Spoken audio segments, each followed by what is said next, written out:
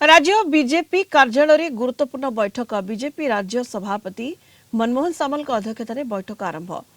जोग देइछन्ति मुख्यमंत्री मोहन माझी बीजेपी राज्य प्रभारी विजयपाल सिंह तोमार संगठन मंत्री मानस महांती सह दलर वरिष्ठ राज्य पदाधिकारी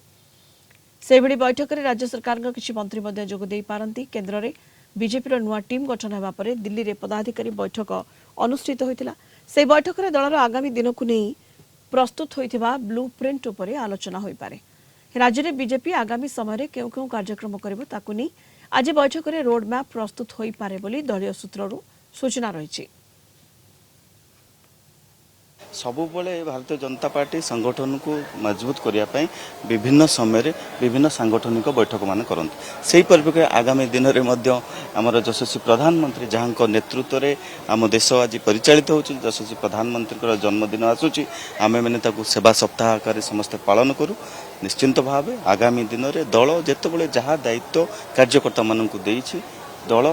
समस्त कथा कार्यकर्ता माने करिसेंते और आगामी दिन में सेवा सप्ताह को आम समस्ते भव्यतार सहित पालन करूँ।